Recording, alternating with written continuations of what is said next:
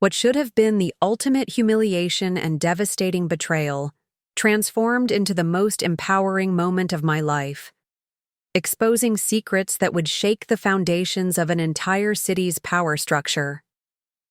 Standing in Cordelia Blackwood's marble-floored conservatory, staring at the shredded remains of my grandmother's vintage wedding gown scattered across the Persian rug like fallen snow, I realized I had two choices: crumble under the weight of this calculated cruelty, or use this moment to finally unleash the legal weapon I'd been hiding for months. Before we jump back in, tell us where you're tuning in from, and if this story touches you, make sure you're subscribed, because tomorrow I've saved something extra special for you. Sometimes the universe has a twisted sense of timing. The destruction of that irreplaceable dress would trigger a chain of events that would topple a real estate empire, expose decades of corruption, and transform an entire community's future. Before we dive deeper into this incredible journey, tell me in the comments where you're watching from. And if this story resonates with you, make sure to hit that subscribe button because tomorrow's episode reveals even more shocking twists you won't believe. I'm Sophia Rivera, and I've built my career on precision and justice. As a senior corporate attorney at Henderson, Martinez Associates in Millbrook Heights, my specialty was untangling complex financial fraud cases. My parents, Carlos and Elena Rivera, had immigrated from Guatemala with nothing but determination, and taught me that success came from meticulous preparation and never backing down from the truth. Always document everything, Misha, my father would remind me as he balanced the books for his small but thriving landscaping business. Paper doesn't lie, and people who think they're untouchable always leave trails. His wisdom would prove prophetic in ways I never imagined.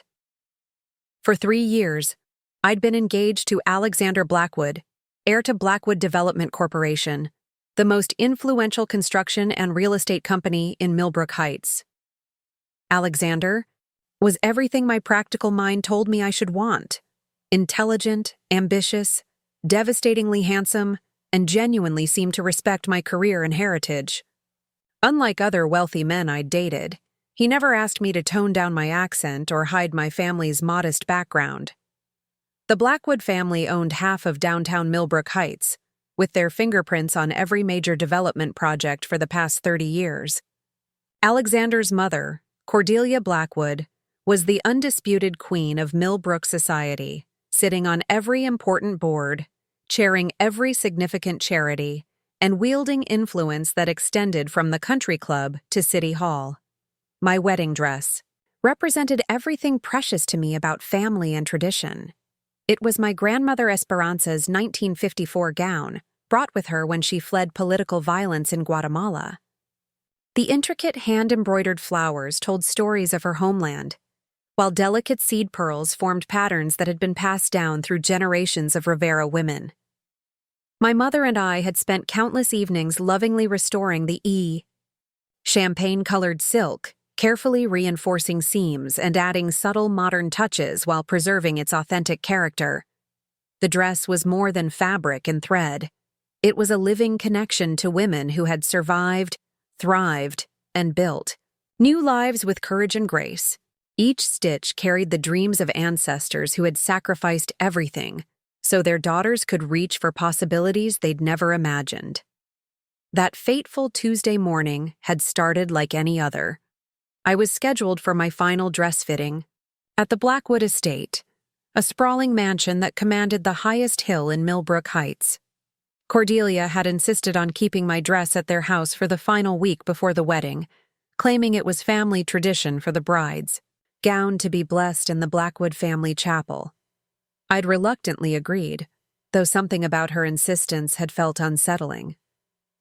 There had been other compromises over the months, subtle suggestions that my choice of flowers was too ethnic, recommendations that we serve more traditional food at the reception, and gentle hints that hyphenating my name after marriage might be confusing for business purposes. "Sophia, darling," I called out as I entered the Blackwood Mansion's grand foyer, my voice echoing off the hand-painted ceiling. The house was eerily quiet, unusual for a home that typically buzzed with staff, family members, and the constant flow of business associates. "Mrs. Blackwood, I'm here for my fitting." No response came from the cavernous interior. The silence felt heavy, almost ominous, as I made my way toward the east wing where Cordelia had designated a guest suite specifically for wedding preparations.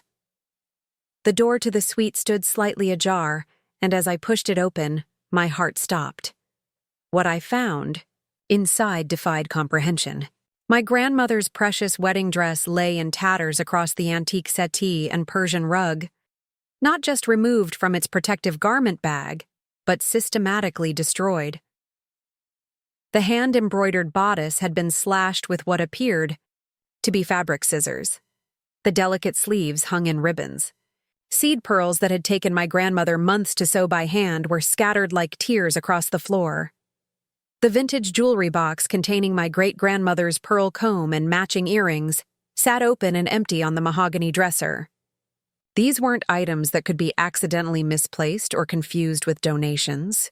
They were unmistakably mine, unmistakably precious, and unmistakably destroyed with deliberate intent. "No," I whispered, dropping to my knees and gathering the remnants of champagne silk in trembling hands.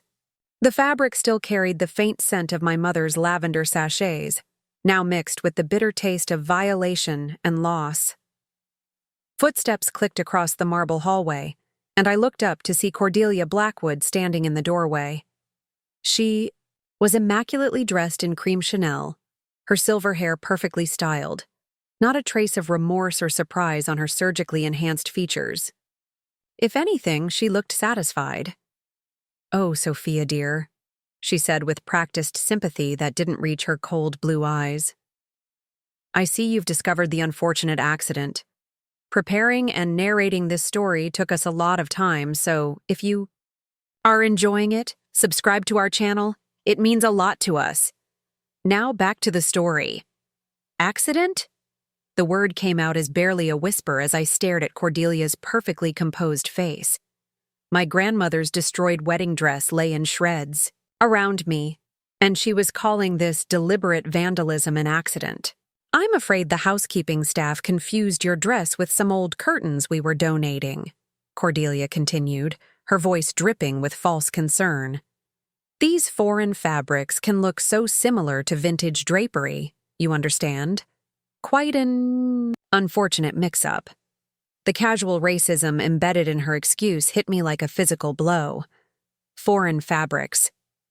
As if my grandmother's painstakingly crafted gown was nothing more than discarded window dressing. Before I could form a response, my phone buzzed insistently. A text from my law school friend and colleague, Isabella Chen. "Urgent, need to speak. Immediately. Don't sign anything Blackwood related until we talk. This is bigger than your wedding." The timing seemed surreal. Here I was, kneeling among the ruins of my family's heritage, and Isabella was warning me about Blackwood business dealings. But Isabella wasn't prone to dramatics. If she said urgent, she meant it. "I need to take this call," I managed, my voice steadier than I felt. Cordelia's expression flickered with annoyance. "Sophia, we need to focus on solutions, not phone calls. I've already contacted Bergdorf's. They're holding several suitable alternatives for a Blackwood bride." A Blackwood bride. Not Sophia Rivera, not a woman with her own heritage and preferences, but simply a Blackwood accessory to be dressed appropriately for the family image. "Give me 5 minutes," I said, stepping around her toward the hallway. Outside in the mansion's rose garden, safely away from Cordelia's scrutinizing gaze, I called Isabella back. "Thank God," she answered immediately. "Sophia, where are you? Can you speak freely?" "I'm at the Blackwood estate. Isabella, something terrible has happened." "Listen to me carefully," she interrupted, her voice tight with urgency. "I'm holding a file that was accidentally delivered to our firm instead of Blackwood Development's legal team. It contains documents about the Riverside Gardens project, the affordable housing development Alexander told you about." My stomach dropped. Riverside Gardens was Alexander's pride and joy. a mixed-income housing project he'd described as his attempt to bring ethical development to Millbrook Heights. He'd spent hours explaining how it would provide affordable homes for working families while revitalizing a neglected neighborhood. I'd even helped review some of the community benefit agreements. "What about it?" I asked, though I was already dreading the answer. "Sophia, the documents show systematic fraud. Blackwood Development has been using shell companies to artificially inflate construction costs, funneling money into offshore accounts, while cutting corners on safety standards. They've been bribing city inspectors, manipulating environmental reports, and, this is the worst part, they've been collecting federal subsidies for affordable housing, while secretly planning to convert everything to luxury condos once the project is complete." The world seemed to tilt around me. Alexander, who held my hand as we walked through the riverside neighborhood, talking about making a positive impact. Alexander, who claimed to value my perspective as someone who understood community needs. Alexander, who had sworn his company was different from the predatory developers who'd displaced my own family when I was a child. "There's more," Isabella continued. "Remember that ethics clause you insisted on including in your prenup? The one about financial transparency and lawful business practices?" I remembered it clearly. During prenup negotiations, I'd insisted on a clause requiring full disclosure of any illegal business activities, with significant financial penalties for violations. Cordelia had laughed at what she called my lawyer paranoia, but Alexander had agreed without argument. "If these documents are accurate," Isabella said, "Alexander's activities violate both state and federal laws.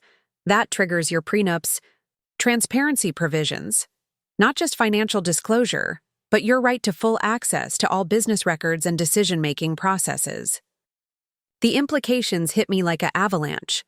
The prenup clause I'd included as a safeguard against exactly this kind of deception had essentially given me legal access to expose everything. "Where are you now?" I asked Isabella. "My office. I've secured the documents. But, Sophia, we need to move carefully. If Blackwood Development realizes these files were misdirected, they'll claim everything was stolen or fabricated." Through the conservatory windows, I could see Cordelia pacing impatiently, periodically glancing toward the garden. She was clearly agitated by my prolonged absence. "I need to see those documents," I told Isabella. "But first, I need to document what just happened here."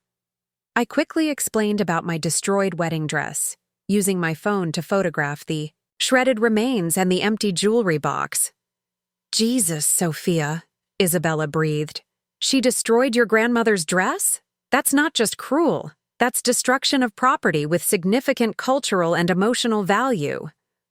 "It gets worse. She's trying to gaslight me into thinking it was an accident while pushing me towards suitable replacement options for a Blackwood bride." "This isn't coincidence," Isabella said firmly. "Think about the timing. Your final dress fitting. 1 week before the wedding, just when I discover massive fraud in Alexander's business dealings. Someone wanted you distracted, emotional, and dependent on their solutions." The pattern crystallized with chilling clarity. The destroyed dress wasn't random cruelty, it was strategic manipulation. Keep me off balance, make me grateful for their expensive replacements, ensure I was focused on wedding damage control instead of asking uncomfortable questions about business practices. "Isabella, I think this dress situation was meant to be a distraction," I realized aloud.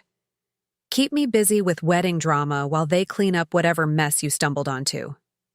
"Which means they don't know about your prenup clause yet," she concluded.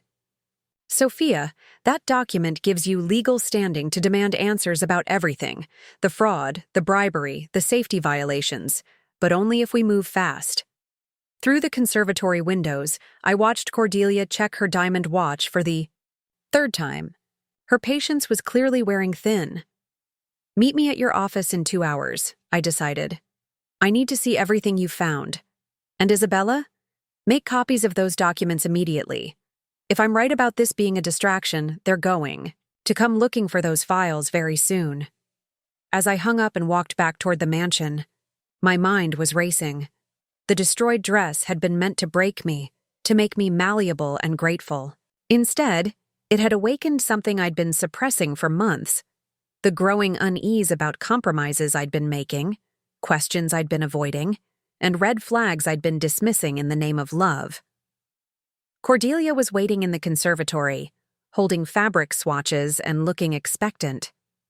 "Now then," she said with renewed brightness, "shall we discuss replacement options? I have appointments at 3 boutiques this afternoon." I looked down at the remnants of my grandmother's dress, then back at Cordelia's perfectly composed face. "Actually," I said calmly, "I think we need to discuss something much more important than wedding dresses." For the first time since I'd known her, uncertainty flickered across Cordelia Blackwood's features. 2 hours later, I sat in Isabella's downtown office, surrounded by documents that painted a picture of corruption more extensive than I'd imagined possible. The afternoon sun streamed through floor-to-ceiling windows, illuminating spreadsheets, contracts, and photographs that told the story of systematic betrayal spanning years. "Start with this," Isabella said, sliding a thick folder across her mahogany desk. "Financial records showing money flow through Blackwood Development's subsidiaries. Notice anything unusual about the construction costs?" I studied the numbers with my trained legal eye, and the pattern emerged immediately. "These material costs are inflated by 300–400% across the board.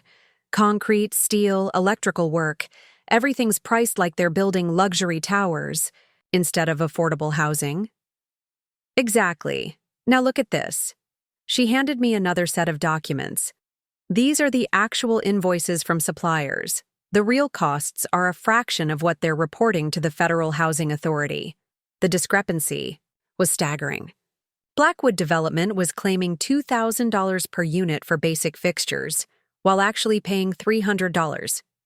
They were billing $50,000 for landscaping that cost $8,000 to install.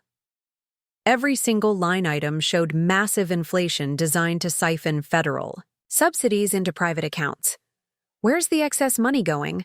I asked, though I suspected I already knew. Isabella opened her laptop and pulled up a complex financial diagram she'd been constructing. "Through a network of shell companies.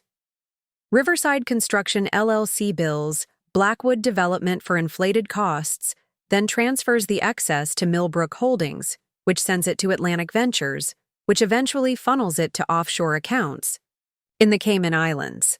The money laundering scheme was sophisticated but not impenetrable. Someone with my financial crimes background could trace the entire network, especially with the access rights my prenup provided." A knock on the office door interrupted our analysis. Isabella's assistant, Marcus, entered with a concerned expression. "Ms. Chen, there's someone here to see you both. Says it's urgent regarding the Blackwood matter." Isabella and I exchanged glances. "Who is it?" she asked. "James Morrison. Says he used to work for Blackwood Development." The name didn't ring a bell, but Isabella nodded slowly. "Send him in. And Marcus, close the door behind you and hold all calls." James Morrison was a weathered man in his 50s, with calloused hands and tired eyes that suggested he'd seen too much. He introduced himself as a former project manager for Blackwood Development who'd been abruptly terminated 6 months earlier. "Ms. Rivera," he said, settling into the chair across from us. "I wasn't sure you'd be willing to meet with me, given your engagement to Alexander." "I'm willing to hear the truth, Mr. Morrison. That's all." He nodded, reaching into a worn briefcase. "Then you need to see these. Internal communications, safety inspection reports, and documentation of conversations I recorded when I started getting suspicious about what was really happening at Riverside Gardens." Over the next 2 hours, Morrison painted a picture that was even worse than the financial fraud Isabella had uncovered. The affordable housing units weren't just overpriced, they were dangerous. Blackwood Development had been cutting corners on everything from electrical systems to foundation work. "This inspection report was buried," Morrison explained, showing us a document marked confidential. The electrical systems in Building C failed 3 separate safety inspections. Instead of fixing the problems, Alexander personally called in favors with city inspectors to get passing grades. I stared at Alexander's signature on the document, authorizing the cover-up of safety violations that could kill families. The man I'd planned to marry had knowingly put children at risk to protect his profit margins. "Why didn't you report this earlier?" Isabella asked. Morrison's expression darkened. "I tried. I went through proper channels first, spoke to Alexander, directly, then to Mrs. Blackwood. When that didn't work, I contacted the City Housing Authority. 2 days later, I was fired for performance issues and threatened with legal action if I spoke publicly about proprietary company business." He pulled out a small digital recorder. "But I kept documenting everything. Alexander didn't know I was recording our final conversation." He pressed play, and Alexander's voice filled the office. "Look, James, these families are getting housing they couldn't afford otherwise, so what if the electrical isn't perfect? They're not paying luxury prices. Sometimes you have to balance idealism with reality." Morrison's voice responded, "Alexander, we're talking about fire hazards. These buildings could burn down with families inside." "That's why we have insurance," Alexander replied coolly. "And honestly, if a few units burn, it might solve our overcrowding problem and give us justification to convert the remaining buildings to market rate."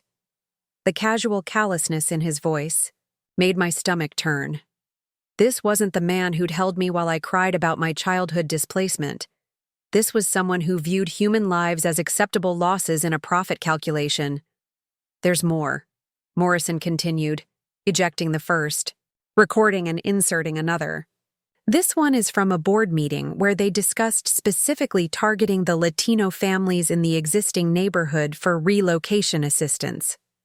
The second recording was even more damning. Cordelia's voice was clearly audible discussing strategies to pressure existing residents to sell their homes at below-market prices. "These people don't understand property values anyway," Cordelia's voice said dismissively. "A little pressure from code enforcement, some strategically timed utility disruptions, and they'll take whatever we offer. Then we can claim we're providing housing for the truly needy." Isabella was frantically taking notes. "Mr. Morrison, are you willing to testify about this? Because what you're describing constitutes federal fraud, conspiracy, and civil rights violations." "That's why I'm here," he replied. "When I heard about your engagement, Ms. Rivera, I hoped maybe someone from the inside could expose what they're really doing. These families deserve better than being Alexander Blackwood's guinea pigs. I studied the mountain of evidence before us: financial fraud, safety violations, discriminatory practices, and recorded admissions of criminal intent. The prenup clause that had seemed like legal paranoia now appeared prophetic. "Mr. Morrison, I need to ask you something important," I said. "Do you have any evidence of Alexander or Cordelia discussing my role in this project? Any indication they were using my involvement to legitimize their activities?" His expression grew uncomfortable. "There's one more recording you should hear. From last month's board meeting." The third recording made everything crystal clear. Alexander's voice. "Having Sophia review the community agreements gives us perfect cover. A respected Latina attorney signing off on our community benefit promises? The feds will never question our commitment to serving minorities." Cordelia added, "Plus, her background makes her the perfect poster child for our diversity initiatives. We can have her speak at press conferences about how Blackwood Development understands community needs. Just make sure she doesn't dig too deep into the actual numbers," Alexander concluded. "Keep her focused on the legal language, not the implementation details." The room fell silent as the recording ended. They hadn't just been using my heritage as window dressing. They'd been counting on my professional reputation to legitimize their criminal enterprise. Isabella leaned back in her chair.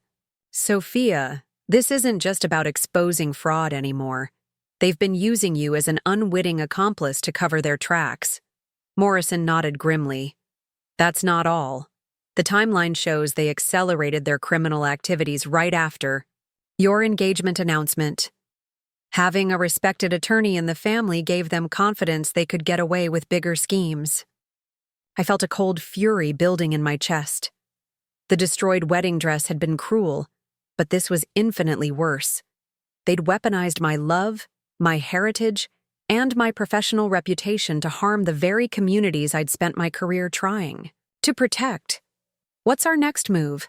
I asked, my voice steady despite the rage boiling inside me. Isabella was already reaching for her phone.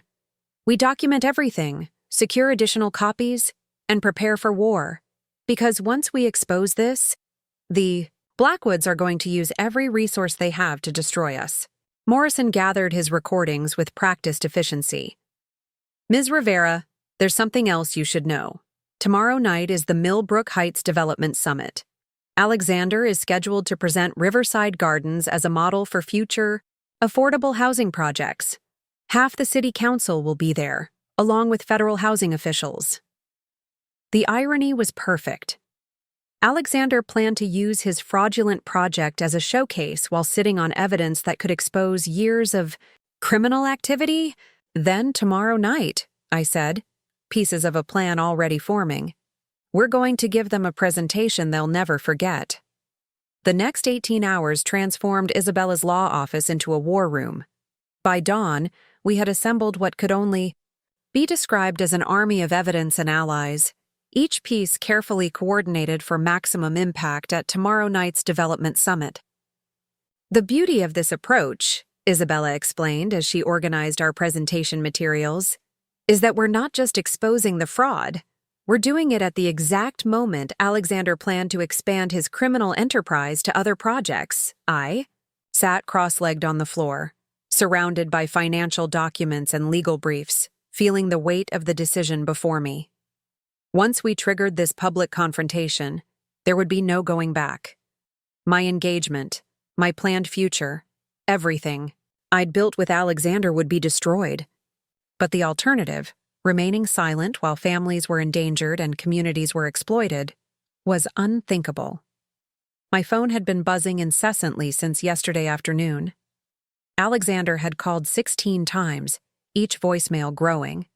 More concerned and then frustrated. The latest message, left at 2 a.m., carried an edge I'd never heard before. "Sophia, whatever game you're playing needs to stop. Mother says you stormed out yesterday without discussing dress alternatives. The wedding is in 5 days. Call me back immediately." I hadn't returned to our shared apartment, instead spending the night on Isabella's office couch, reviewing evidence and planning our strategy. The thought of facing Alexander before we were ready felt dangerous. Not physically, but emotionally. He still had the power to make me doubt myself, to present reasonable explanations that might weaken my resolve. "You don't have to do this," James Morrison said quietly, looking up from the timeline he'd been constructing. "I can testify to everything without involving you directly. You could simply call off the wedding and walk away." The offer was tempting.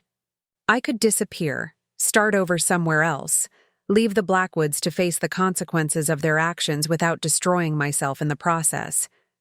But as I looked at the photographs Morrison had taken of the Riverside Gardens construction site, families moving into units with substandard electrical systems, children playing in yards where soil contamination reports had been falsified, I knew walking away wasn't an option. "These families trusted the Blackwood name because of my involvement," I replied. "My signature is on community benefit agreements that I now know were lies. I have a responsibility to fix this." Isabella emerged from her inner office with a concerned expression, holding her phone. "We may have a problem. I just got a call from my contact at the housing authority. Someone requested all files related to our firm's involvement with Riverside Gardens. They're fishing to see what we know." "How much time do we have?" I asked, adrenaline spiking. "Maybe 24 hours before they realize how much evidence we've compiled. After that, they'll either try to discredit us or—" She paused, unwilling to voice the darker possibilities. Morrison stood up abruptly. "Ms. Rivera, there's something I haven't told you. After I was fired, there were incidents. My car was vandalized. Someone broke into my apartment but didn't. Steal anything. Just went through my files. The Blackwoods have connections beyond legitimate business channels. The implication hung heavy in the air. We weren't just dealing with white-collar criminals who might lawyer their way out of consequences. We were potentially facing people willing to use intimidation or worse to protect their interests. All the more reason to move fast, I decided. If we wait, they'll have time to destroy evidence and silence witnesses. The development summit is perfect. Too public for them to stop us. Too important for them to dismiss our evidence. Isabella nodded, but I could see the worry in her eyes. Okay, but we need backup plans.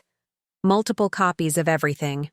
Witnesses, in secure locations, and media contacts ready to broadcast immediately if anything goes wrong.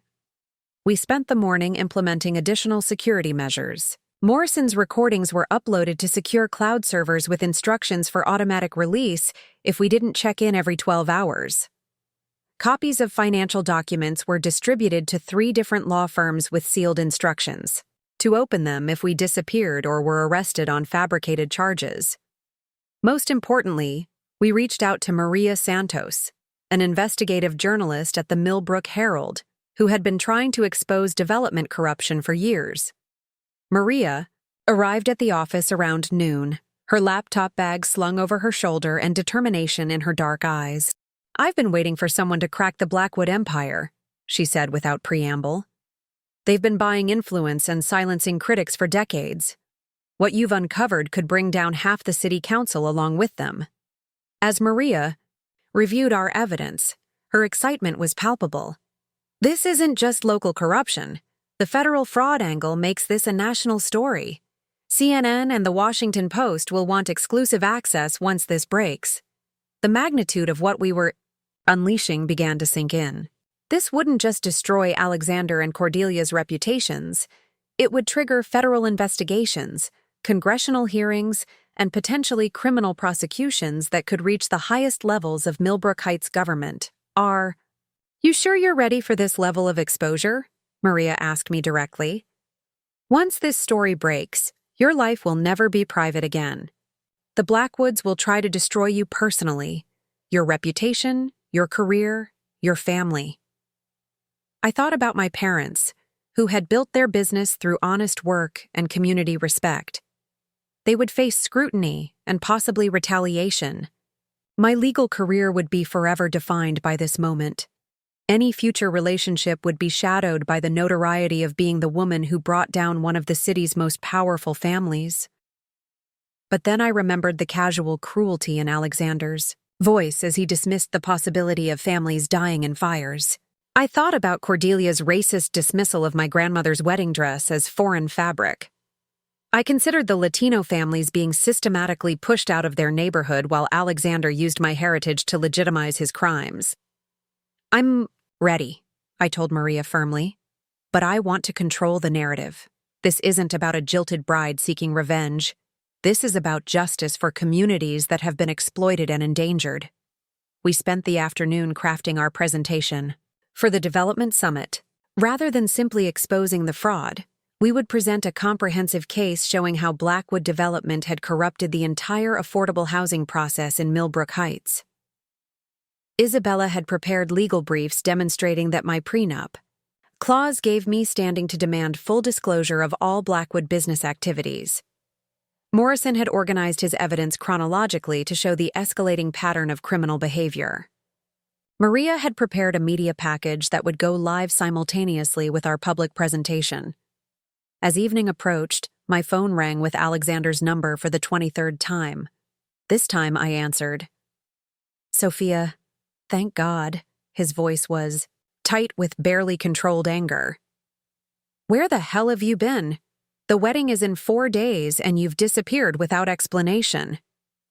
"I've been learning some very interesting things about your business practices, Alexander."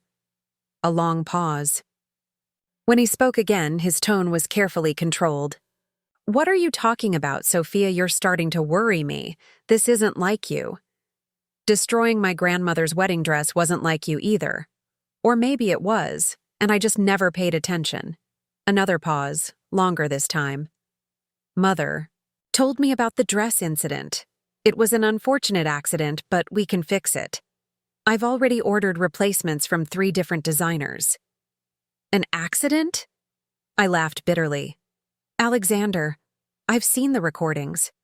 I know about the safety violations, the financial fraud, the discriminatory displacement tactics. I know how you've been using my involvement to legitimize criminal activities. The silence stretched so long I wondered if he'd hung up. Finally, his voice came back, and it was different. Colder, more calculating. Sophia, I think you need to be very careful about making accusations you can't prove. You're obviously upset about the dress, but don't let emotions drive you to do something you'll regret. The subtle threat was unmistakable, but instead of intimidating me, it crystallized my resolve. Tomorrow night at the Development Summit, I said calmly, you're going to learn exactly what I can prove. I hope you're prepared for the consequences of your actions, because they're coming whether you're ready or not. I hung up before he could respond, then immediately called Isabella. It's confirmed, I told her. We're going to war. The Millbrook Heights Grand Ballroom glittered with the city's elite, a carefully orchestrated display of power and influence that had taken the Blackwood family decades to cultivate. Crystal chandeliers cast warm light over nearly 300 attendees, city council members, federal housing officials, business leaders, and community advocates, all gathered for what was supposed to be Alexander's crowning moment as a visionary developer. I stood at the back of the ballroom, dressed not in the designer gown Cordelia would have preferred, but in a deep burgundy dress my mother had made for my law school graduation. The fabric carried subtle embroidered patterns that honored my Guatemalan heritage, a deliberate choice that would have meaning by the end of the evening.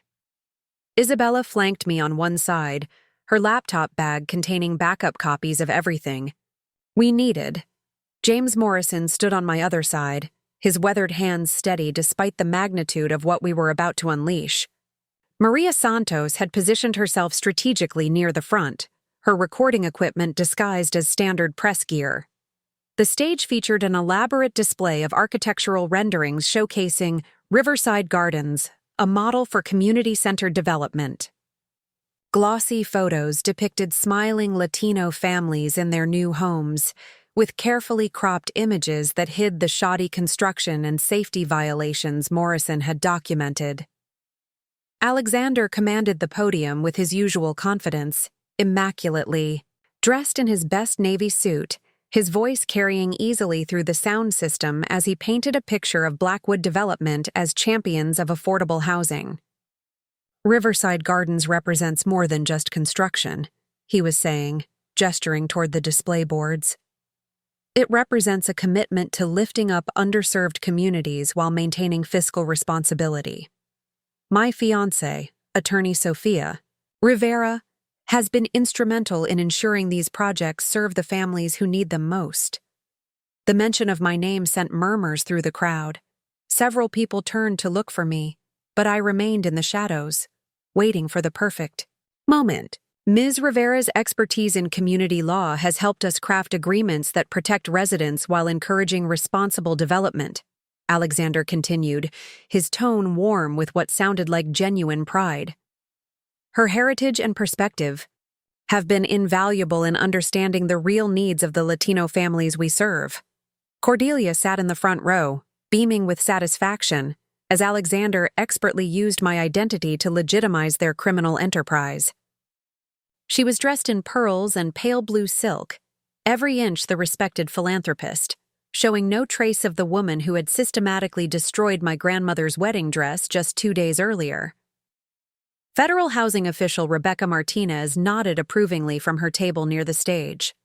Mr. Blackwood, can you speak to the specific financial benefits these families receive through your development model? This was the opening we'd been waiting for. Alexander smiled confidently. Absolutely. Our cost-effective construction methods allow us to provide quality housing at rates 40% below market value while maintaining the highest safety standards. I stepped forward from the back of the ballroom, my movement causing heads to turn throughout the room. Actually, Alexander, I said, my voice carrying clearly in the sudden quiet. I think there are some significant discrepancies in those numbers that need clarification. The change in his expression was immediate, confusion shifting rapidly, to alarm as he realized I wasn't there as his supportive fiancée. "Sophia," he said carefully, "what are you doing here? I thought you were handling wedding preparations." "I was," I replied, walking slowly down the center aisle as the ballroom's attention focused entirely on our exchange. Until I discovered that our wedding preparations included some very interesting financial documents that were accidentally delivered to the wrong law firm. Cordelia had gone rigid in her front row seat, her practice society smile frozen in place as she calculated the implications of my public appearance. "Ladies and gentlemen," I continued, addressing the room directly, "I'm afraid Mr. Blackwood's presentation contains several material misrepresentations that I'm legally obligated to correct." Alexander stepped closer to his microphone. "Sophia, this isn't the appropriate venue for exposing federal fraud," I interrupted, pulling out the first set of documents Isabella had prepared. "For revealing safety violations that endanger the families you claim to serve. I think this is exactly the appropriate venue." The ballroom erupted in whispered conversations as federal officials leaned forward in their seats. Rebecca Martinez was already reaching for her phone. "The actual construction costs for Riverside Gardens," I announced, holding up Morrison's evidence, "are 60% lower than what Blackwood Development has reported to federal authorities. The difference, approximately $3.2 million in taxpayer money, has been systematically diverted through shell companies to offshore accounts." Alexander's face had drained of color, but he maintained his composure. "These are serious accusations. Sophia, I hope you have substantial evidence to support such claims." "I do," I replied, gesturing toward the back of the room where Morrison stepped forward. "James Morrison, former project manager for Blackwood Development, has provided extensive documentation of financial fraud, safety violations, and discriminatory practices."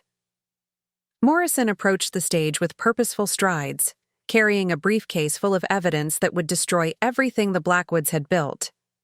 "What's more," I continued, "under the terms of our prenuptial agreement, specifically, the clause requiring full disclosure of any illegal business activities, I have legal standing to demand complete transparency regarding all Blackwood Development operations." Cordelia shot to her feet, her composure finally cracking. "This is outrageous! You can't disrupt a public event with personal grievances." "Personal grievances?" I turned to face her directly. "Mrs. Blackwood, is that what you call destroying my grandmother's wedding dress because it was too foreign for a Blackwood bride? Is that what you call using my heritage to legitimize crimes against Latino families?" The ballroom had gone completely silent, 300 people watching as the careful facade of Blackwood respectability crumbled in real time. Alexander made one final attempt to control the narrative. "Ladies and gentlemen, I apologize for this disruption. My fiancé has been under tremendous stress with wedding planning, and I think—" "Stop," I said firmly, my voice carrying absolute authority.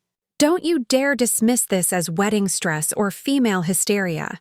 Every person in this room deserves to know that the families living in Riverside Gardens are at risk of electrical fires because you personally authorized the cover-up of safety violations." I nodded toward Maria Santos, who stood and activated a portable speaker system we'd prepared. "This is a recording of Alexander Blackwood discussing those safety violations with his project manager," Maria announced as Morrison's hidden recording filled the ballroom. Alexander's voice echoed through the sound system. "These families are getting housing they couldn't afford otherwise.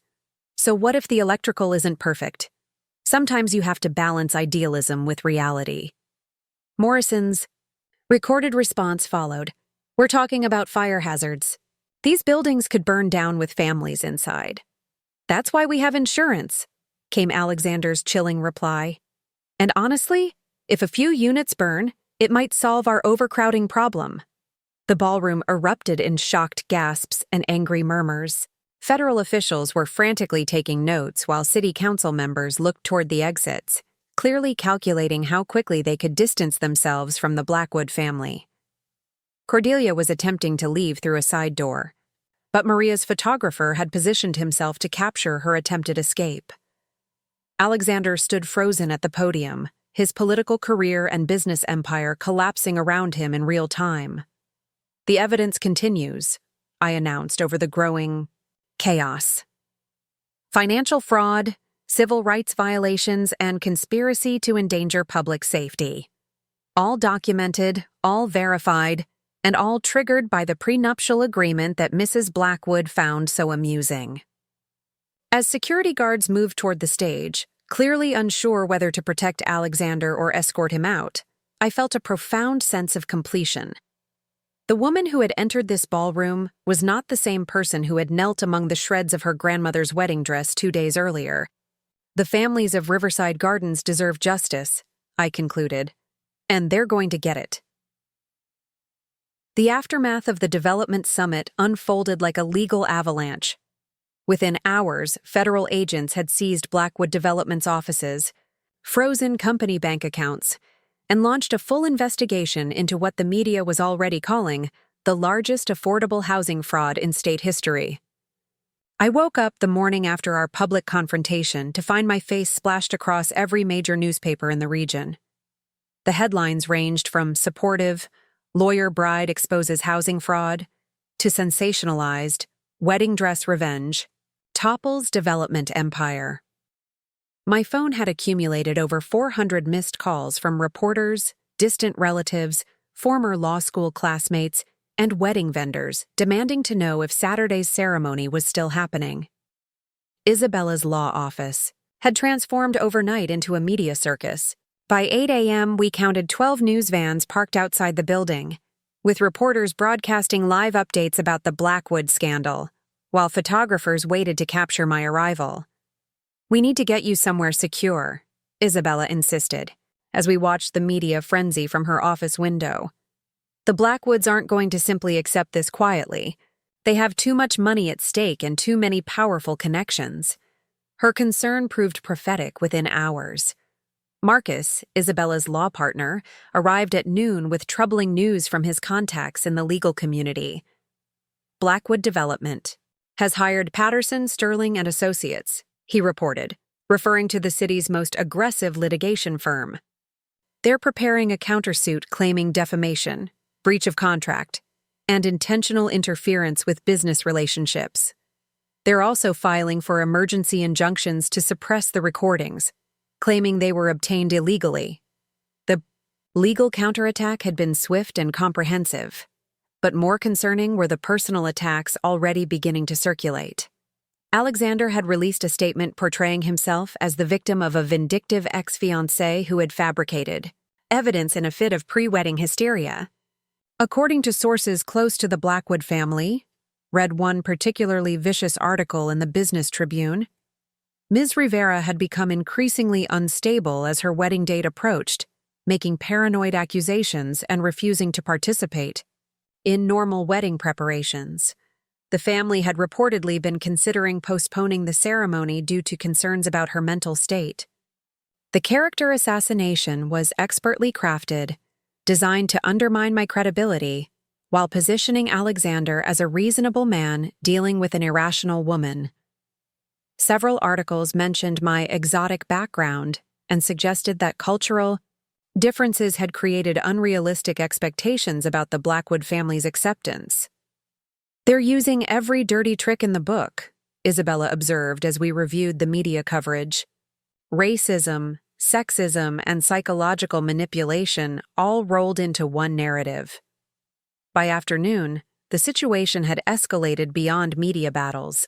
James Morrison called with alarming news about intimidation tactics targeting potential witnesses. 2. Families at Riverside Gardens received eviction notices this morning, he reported. "Official reason is lease violations, but the timing isn't coincidental. They're trying to silence anyone who might testify about the construction problems." The Blackwood counteroffensive was multi-pronged and ruthless. While their lawyers attacked our evidence in court, their public relations team was destroying my reputation in the media, and their property management companies were pressuring residents who might support our case. My parents arrived from their suburban home that evening, their faces etched with worry that broke my heart.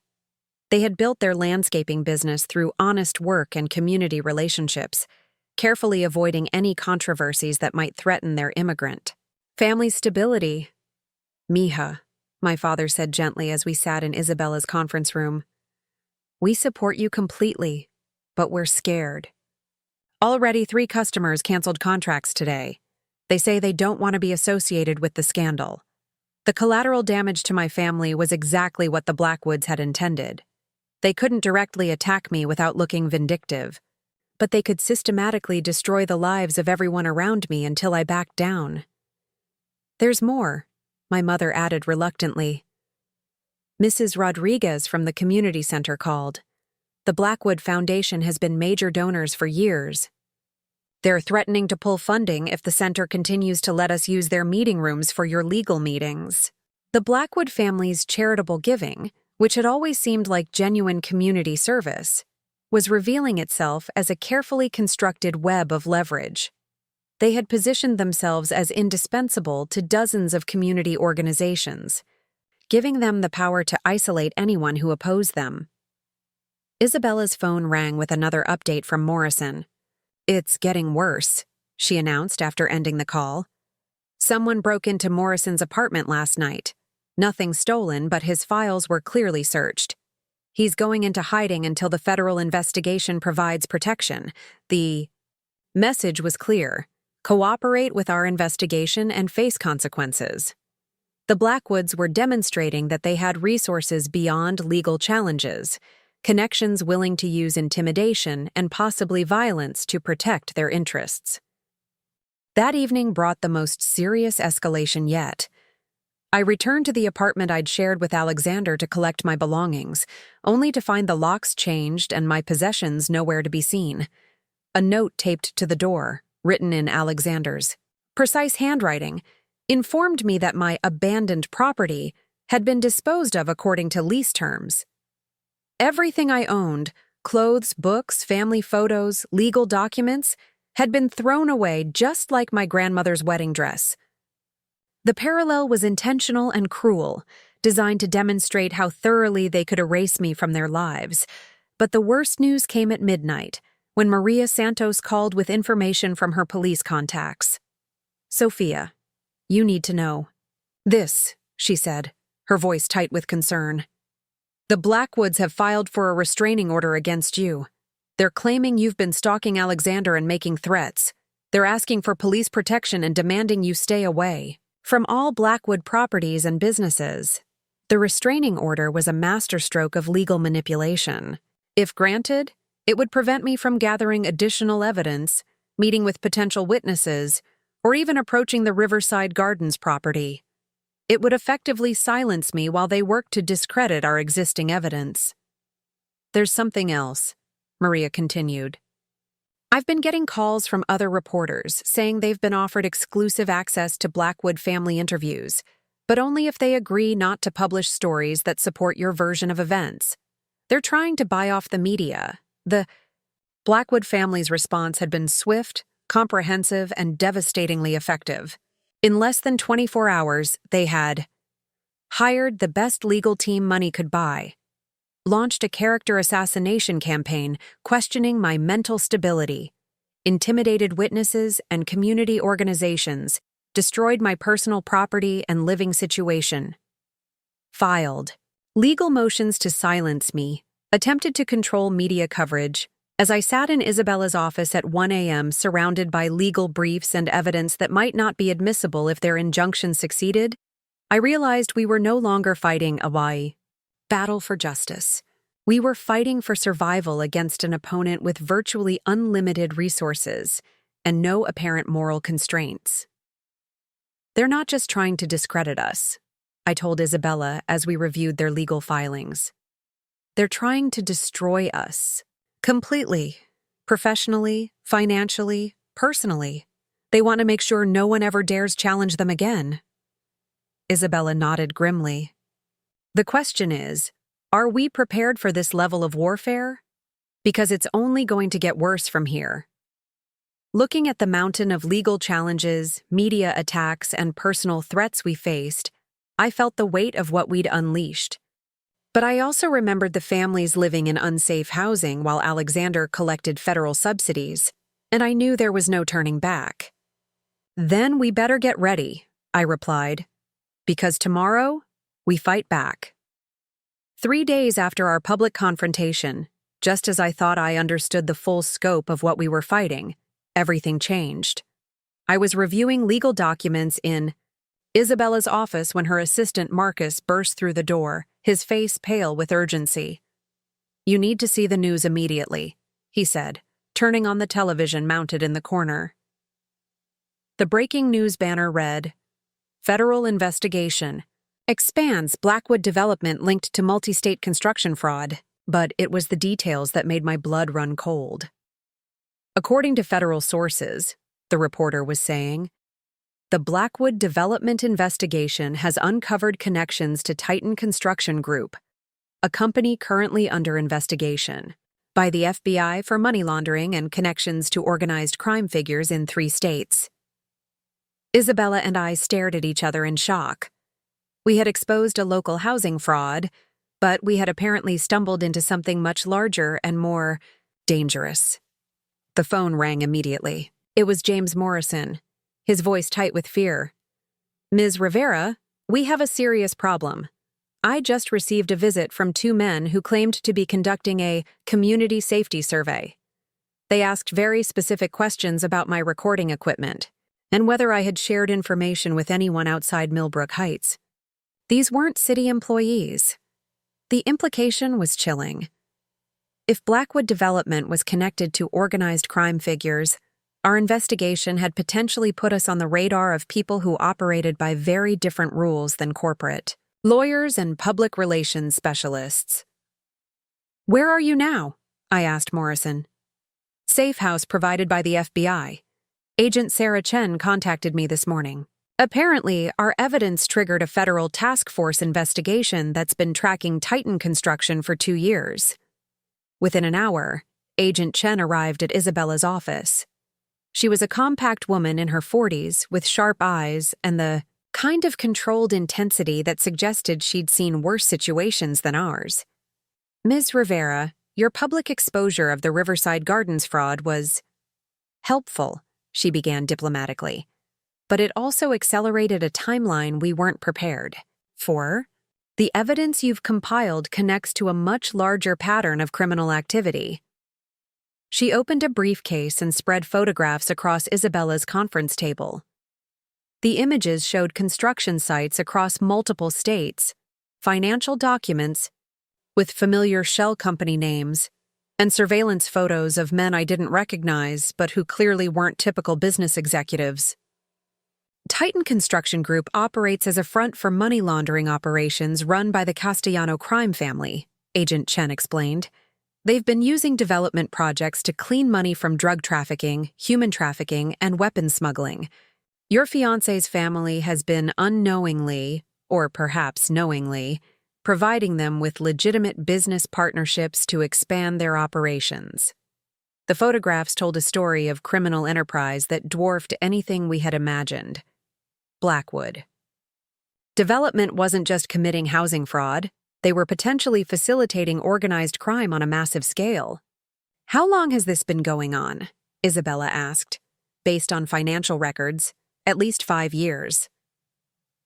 The partnership accelerated significantly after Alexander Blackwood took over day-to-day operations from his father. Whether he understood what he was getting into is unclear, but the current leadership definitely knows what they're involved with." Agent Chen pulled out another set of documents.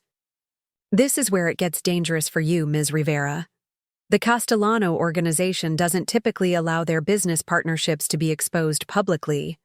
They have a reputation for eliminating problems permanently." The words hung in the air like a death sentence. I had thought I was fighting corporate corruption, But I had apparently declared war on organized crime figures who killed people for much smaller infractions than exposing their money laundering operations. "What are you saying exactly?" I asked, though I was terrified of the answer. "I'm saying that the men who visited Mr. Morrison weren't conducting a survey. They were conducting threat assessment. They're evaluating whether you represent an ongoing danger to their operations and what resources they need to neutralize that threat." Isabella leaned forward, her lawyer instincts taking over. "What kind of protection can you provide?" "Limited. We can offer witness protection for Ms. Rivera and her immediate family, but that would require her to disappear completely. New identity, new location, no contact with anyone from her current life." The choice was stark. Abandon everything I had built and everyone I loved, or remain vulnerable to retaliation from criminals who had killed before and wouldn't hesitate to kill again. "There's a third option," Agent Chen continued. "We accelerate our investigation with your continued cooperation. Use your legal access to Blackwood development records to help us trace the full extent of the money laundering operation. But this would put you in significantly more danger." Before I could respond, my phone rang. The caller ID showed Alexander's number. "Don't answer it," Agent Chen warned immediately. "Why not?" "Because if Alexander Blackwood is knowingly cooperating with the Castellano organization, that call might be an attempt to determine your location or state of mind. Everything you say could be reported back to people who are deciding whether you need to be eliminated." I stared at the phone as it continued ringing, realizing that the man I had planned to marry might now be actively working with criminals who wanted to kill me. The betrayal was so complete, so devastating that I couldn't fully process its implications. The phone stopped ringing, then immediately started again. "Agent Chen," I said finally, "what happens to the families in Riverside Gardens if we take the witness protection option? What happens to the community organizations the Blackwoods are pressuring? What happens to other cities where this fraud might be happening?" "Those are broader justice questions that go beyond your personal safety," she replied carefully. "No," I said firmly. "They're exactly the same question. If we don't stop this now, how many more families will be endangered? How many more communities will be destroyed? How many more people will be threatened or killed to protect this criminal enterprise?" Isabella grabbed my hand. "Sophia, think about this carefully. We're talking about your life." "I am thinking about it, and I'm thinking about Morrison, who risked everything to expose the truth. I'm thinking about Mrs. Santos in Building C at Riverside Gardens, whose electrical system could kill her family any day. I'm thinking about every community organization being blackmailed into silence." Agent Chen studied me with what might have been respect. "Ms. Rivera, if you choose to continue cooperating, you need to understand that we're not just asking you to be a witness. We're asking you to be an active agent in taking down a criminal organization that has resources and reach you can't imagine." Oh. Phone started ringing again. This time it was a number I didn't recognize. Agent Chen's expression hardened. "That's what we call a pressure call. They're testing to see if you'll answer unknown numbers, which tells them about your current security, awareness, and state of mind." "How do you know that?" "Because we've been monitoring communications related to this case. The Castellano organization has been very interested in your activities since the development summit. They've been trying to determine whether you have additional evidence that could expose their operations." The reality of my situation crystallized with terrifying clarity. I wasn't just fighting for justice anymore. I was fighting for my life and the lives of everyone around me. But I also held evidence that could potentially bring down a criminal organization that had been operating with impunity for years. "Agent Chen," I said, my voice steadier than I felt, "what exactly would you need me to do?" She opened another file, revealing a plan that was both brilliant and incredibly dangerous. "We need you to arrange one more meeting with Alexander Blackwood. But this time, you'll be wearing a wire, and you'll be asking very specific questions about his family's partnership with Titan Construction. Isabella shook her head immediately. Absolutely not. If he's working with organized crime figures, that meeting could be a trap. It could be, Agent Chen agreed. But it's also our best chance to get recorded evidence of his knowledge and involvement. Evidence that could protect not just Riverside Gardens, but communities across the country. I looked at the photographs of construction sites where families were being exploited, then at the surveillance images of criminals who might already be planning my elimination. If I do this, I said finally, I want guarantees about protecting the people who've helped me. Morrison, Isabella, my parents, they don't deserve to suffer because I chose to fight. Done. Agent Chen replied immediately. Full federal protection for anyone connected to this case. I took a deep breath, thinking about my grandmother's destroyed wedding dress and the courage it had taken for her to rebuild her life in a new country. She had faced dangers I was only beginning to understand, but she had never backed down from doing what was right. Schedule the meeting, I told Agent Chen. But I have conditions about how this goes down. The Rivera family restaurant felt like neutral ground in a war zone. I had insisted on meeting Alexander somewhere that held meaning for both of us, the place where he had first charmed my parents with his fluent Spanish and apparent respect for our culture. Now, as I waited in the private dining room while FBI agents monitored from carefully concealed positions, I wondered if those early conversations had been calculated performances designed to gain my family's trust. Agent Chen had spent 3 hours briefing me on the specific information they needed. The wire taped to my ribs felt cold against my skin, a technological reminder that this conversation would either provide the evidence necessary to bring down a criminal organization or potentially be the last conversation of my life. Remember, Agent Chen had instructed, we need him to explicitly acknowledge knowledge of Titan Construction's criminal connections. Get him to talk about specific conversations with Castellano Associates. Most importantly, try to determine whether he's a willing participant or a victim who's been manipulated into cooperation. The distinction mattered enormously. If Alexander was an unwitting pawn being used by the Castellano organization, he might be willing to cooperate with federal authorities. If he was a knowing participant in money laundering and fraud, he represented a direct threat to my safety. Alexander arrived precisely on time, just as he always had during our relationship. But the man who entered the private dining room looked like he had aged 5 years in the past week. His usually perfect appearance was disheveled, shirt wrinkled, hair uncombed, dark circles under his eyes suggesting sleepless nights. Sophia, he said, his voice carrying a mixture of relief and wariness. Thank you for agreeing to meet. I wasn't sure you would. I needed to hear your side of this, I replied carefully, the script Agent Chen and I had developed feeling unnatural in my mouth. The federal investigation, the media coverage, there are accusations I never imagined possible. He sat across from me at the same table where we had celebrated our engagement just 8 months earlier.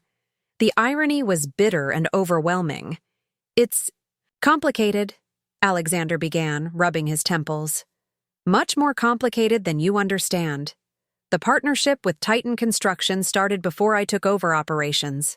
My father established the relationship during the 2018 recession when we needed capital to survive. This was new information, potentially crucial for the FBI's timeline of criminal activity. Your father knew about Titan's background? I pressed gently. Alexander's laugh was bitter and exhausted. My father knew that Marcus Castellano could provide funding when banks wouldn't touch us. Whether he understood the source of that funding, he shrugged helplessly. Dad always operated on a don't ask too many questions policy when it came to business financing. But you knew, I said, not making it a question. I suspected. By the time I took over day-to-day operations, the pattern was obvious. Construction contracts that paid twice market rates. Financial partnerships with companies that had no legitimate business history. Meetings with associates who definitely weren't typical investors. Alexander was essentially confessing to knowledge of criminal activity, but his tone suggested someone trapped rather than complicit. Why didn't you end the partnerships when you realized what was happening? His expression darkened. Because Marcus Castellano doesn't allow business partners to simply walk away. When I tried to distance Blackwood Development from Titan Construction last year, I received a very educational conversation about the consequences of breaking agreements with his organization. What kind of consequences? The kind that start with financial destruction and escalate to physical harm against family members. Marcus was very specific about what would happen to my mother, my sister, and... He paused, looking directly at me. And you, if I didn't continue honoring our partnership agreements. The revelation hit me like ice water. According to Alexander, I had been a potential target even before our public confrontation. Leverage, used to keep him compliant with criminal demands. Alexander, are you telling me that your engagement to me was part of their strategy? No, he said quickly, then hesitated. Not initially. But once Marcus realized how much our relationship meant, to me it became another tool for ensuring cooperation. He made it clear that your safety depended on my continued loyalty to their business interests. The complexity of the situation was becoming overwhelming. If Alexander was telling the truth, he was as much a victim as the families being housed in unsafe buildings. But his victimization didn't excuse the harm his compliance had caused. What about the safety violations at Riverside Gardens? I asked. The families living in buildings with electrical hazards, how do you justify endangering them to protect me? Alexander's face crumpled with what appeared to be genuine anguish. I told myself we could fix the problems gradually without raising suspicions. I convinced myself that substandard housing was better than no housing, but every night I wondered if I would wake up to news that a family had died because of shortcuts I authorized. And my grandmother's wedding dress? Was destroying that part of their strategy too? That was all Mother, he said immediately. Her own prejudice and arrogance. Marcus had nothing to do with it, though when it happened, he saw it as an opportunity to test your reaction, to see how much evidence you might actually have. I felt the wire against my chest and remembered Agent Chen's instructions. Alexander, I need you to be very specific. Have you had direct conversations with Marcus Castellano about federal investigations or about me personally? He nodded slowly. 3 days ago, he called asking what you knew about Titan Construction and whether you had evidence beyond the Riverside Gardens fraud. He wanted to know if you represented an ongoing threat to their operations. What did you tell him? I told him you were a corporate lawyer focused on housing fraud, not someone who would dig into organized crime connections. I said you were angry about the dress and the wedding, but that you'd probably move on once the local scandal died down. Did he believe you? Alexander's expression grew grave. He said they would monitor the situation and make their own determination about the level of threat you represented. Then he reminded me that my cooperation had kept everyone I cared about safe so far, and he hoped that would continue. The threat was unmistakable, but Alexander's willingness to repeat it suggested he was trying to warn me rather than intimidate me. There's something else, he continued, reaching into his jacket pocket. I tensed, wondering if this was the moment the meeting turned deadly, but he pulled out an envelope rather than a weapon. Financial records showing the full scope of Titan's operations through Blackwood Development, bank routing numbers, shell company structures, records of payments to city officials. Everything I could compile without raising suspicions. I stared at the envelope, realizing its implications. Alexander, if you're giving me this evidence, you're essentially signing your own death warrant. Marcus Castellano doesn't forgive betrayal. No, he said quietly. But I can't live with myself knowing that families are dying while I protect my own safety. And I can't live knowing that my cooperation is being used to threaten you. The moral complexity of the moment was staggering. The man who had betrayed my trust and endangered innocent families was now risking his life to provide evidence that could bring down the criminal organization responsible. Why should I trust this? How do I know this isn't another manipulation? Alexander pulled out his phone and placed it on the table. Because I'm going to call Marcus Castellano right now and tell him that our partnership is over. You can record the conversation. You'll hear exactly what we're dealing with. Alexander, if you make that call, there's no going back. They'll come after you immediately. They're already coming after you, he replied. At least this way, we might save some lives before they find us. As he dialed the number, I realized that we had moved far beyond questions of justice or revenge. We were now two people trapped in a situation neither of us fully understood, trying to find a way to do what was right before it was too late. Alexander's phone call to Marcus Castellano lasted exactly 3 minutes and 47 seconds. I know because the FBI agents monitoring our conversation timed every second of what would become crucial evidence in a federal racketeering case. But in the immediate aftermath, as Alexander hung up and we stared at each other across the restaurant table, the only thing that mattered was the cold certainty that we had just declared war on people who killed for much smaller provocations. It's done, Alexander said quietly, his hands trembling slightly as he placed his phone face down on the table. Marcus made it very clear that our business relationship is terminated, along with any expectation of continued good health for either of us. Agent Chen's voice crackled through my hidden earpiece. We got everything we needed. Both of you need to leave that location immediately. Teams are moving to secure your parents and Isabella now. What followed was a blur of FBI, safe houses, emergency planning sessions, and the rapid mobilization of federal resources. But even as agents worked to protect us from immediate retaliation, a larger problem emerged. How to prevent the Castellano organization from simply finding new business partners to continue their operations. Taking down Blackwood Development only eliminates one piece of their money laundering network, Agent Chen explained during a briefing at the federal building. Unless we can create sustainable alternatives for the communities they've been exploiting, other criminal organizations will fill the vacuum. Isabella, who had been working frantically with community leaders since our restaurant meeting, spread blueprints across the conference table. That's exactly what the Riverside Gardens families have been discussing. They don't just want to expose the fraud. They want to build something better. The community response to our revelations had been remarkable and swift.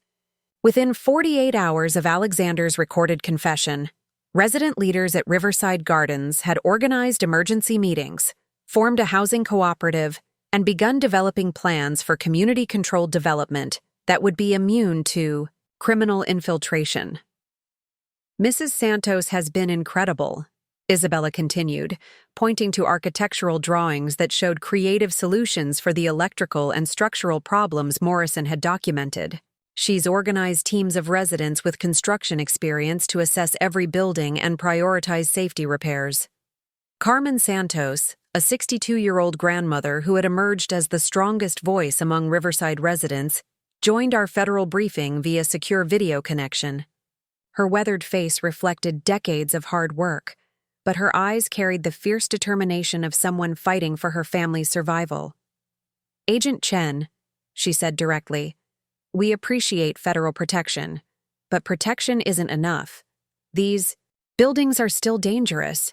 Our children still live with electrical systems that could kill them.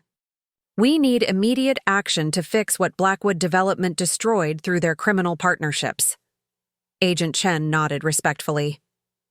Mrs. Santos, what specific resources do you need? Certified electricians to rewire Building C completely. Structural engineers to assess foundation damage in Buildings A and F.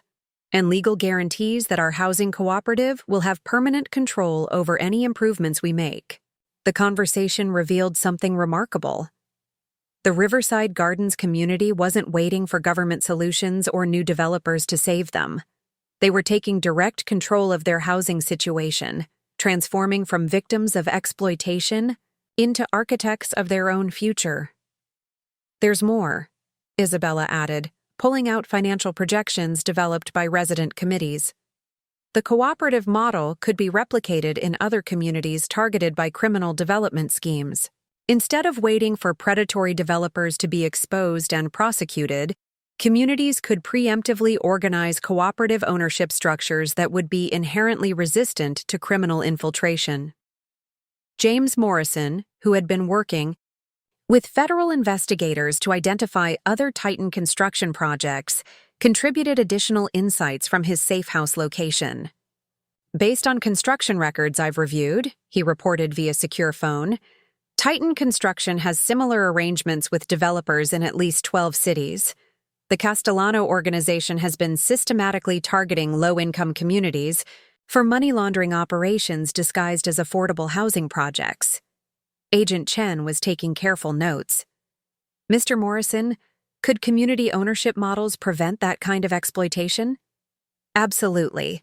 Criminal organizations need compliant business partners who can be intimidated or corrupted. Community cooperatives with democratic decision-making processes and transparent financial management are much harder to infiltrate or control. The discussion was interrupted by urgent news from field agents monitoring Castellano organization. Communications. Agent Rodriguez joined our briefing with updates that changed everything. We've intercepted communications suggesting the Castellano organization is accelerating plans to eliminate both Ms. Rivera and Mr. Blackwood before they can provide additional testimony, he reported. But they're also discussing contingency. Plans to establish new development partnerships in other cities if their Millbrook Heights operations are completely exposed. The implications were chilling, but also clarifying. We weren't just fighting for justice in one community. We were fighting to prevent a proven criminal model from being exported to vulnerable communities across the country. Mrs. Santos, I said, addressing the video screen where the Riverside community leader waited. How quickly could your cooperative model be documented and shared with other communities? If we're going to prevent the Castellano organization from simply moving their operations elsewhere, we need to create alternatives faster than they can establish new criminal partnerships. Her response was immediate and determined. Give us legal protection and construction resources, and we'll have documentation ready within 2 weeks. We've already been contacted by community organizers in 3 other cities who want to learn from our experience. Isabella leaned forward with excitement. Sophia, this could be bigger than exposing one criminal operation. We could be catalyzing a movement toward community-controlled development that would be inherently resistant to criminal exploitation. Agent Chen was nodding slowly. From a law enforcement perspective, that's exactly what we need. Traditional prosecutions only eliminate specific criminal actors. But if communities have the tools and knowledge to organize resistance to predatory development, we could prevent criminal organizations from establishing these schemes in the first place. Alexander, who had been quietly listening to the discussion, finally spoke up. I have something that might help. Before terminating our partnership with Titan Construction, I compiled detailed financial records showing their development model across multiple states. Not just the money laundering schemes, but the specific tactics they use to identify vulnerable communities and corrupt local officials. You have evidence of operations beyond Millbrook Heights? Agent Chen asked immediately. Complete financial records for projects in 11 cities. Bank routing numbers for bribes paid to inspectors and zoning officials. Documentation of how they identify communities that lack political representation or legal resources to resist exploitation. Isabella was already reaching for her legal pad. That information could be invaluable for community organizers. If people know how these criminal schemes typically develop, they can organize resistance before the exploitation begins. Carmen Santos's voice carried clearly through the video connection. Agent Chen, we want to be the first community to prove that organized resistance works. But we need federal support to move fast enough to save other communities from what we've experienced. What specific support do you need? Agent Chen asked.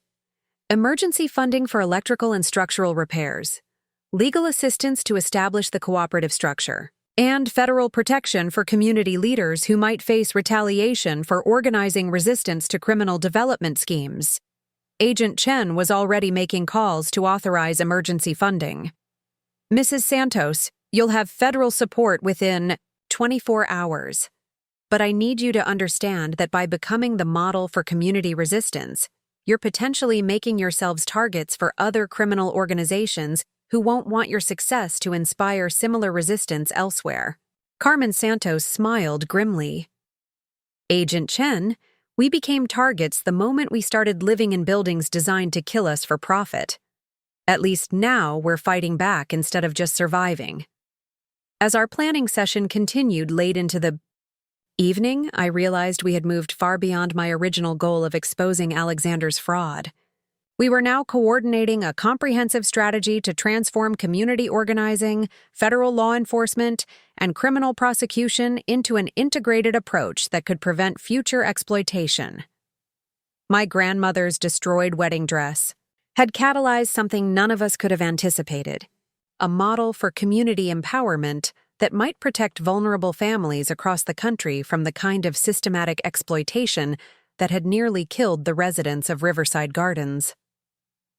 The crisis erupted at 3:47 a.m. on a Tuesday morning, shattering any illusion that our careful planning could control the chaos we had unleashed. Agent Chen's emergency call woke me from restless sleep in the federal safe house where I'd been staying for the past week.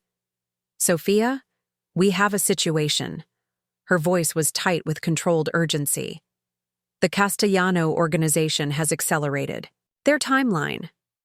Multiple sources indicate they're planning simultaneous strikes against key witnesses and community leaders within the next 12 hours.